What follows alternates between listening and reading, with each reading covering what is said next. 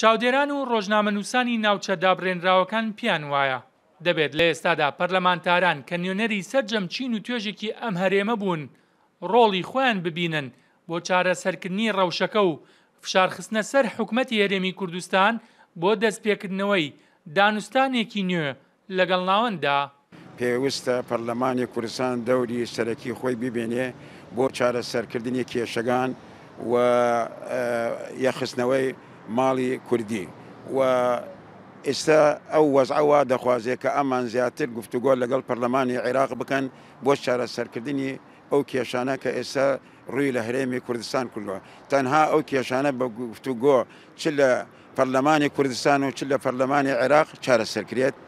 بەڕاستی ئێستا لەم بارەدۆخە هەستیارە کە ئێستا کوردستان تێدا تێپەڕێ ئێمە داواکارین لە نوێنەرانمان لە پەرلەمانی کوردستان ئەوانەی کە جێمتمانەی خەڵکی کوردستان بوون دەنگیان پێداوە ئێستا لە هۆڵی پەرلەمان بەجددی هەوڵی ئەوە بدەن کە بە شوەیەکی ڕاستەقینە کار بکەن بۆ ئەوەی چارەسەری ئەم دۆخە بکەن. بەڕاستی لێرەوە پێویستە لایەنە سیاسیەکان نوێنەرانمان لە پەرلەمانی کوردستان لە ناو هۆڵی پەرلەمانەوە جەخت لەسەر ئەوە بکەن کێشەکان بە گفتوگۆ چارەسەر بکەن.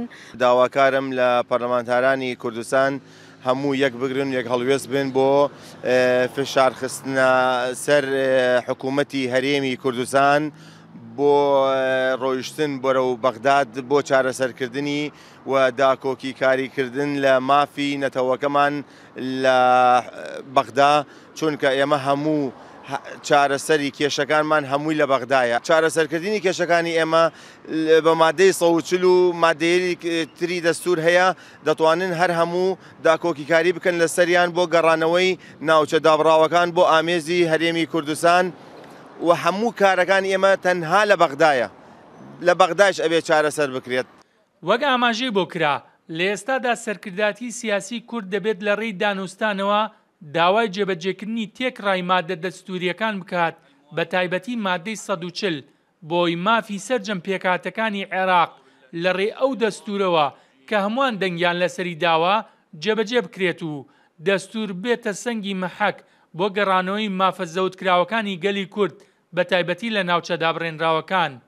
بێستون سەلام، کوردسات نیوز، خانقین.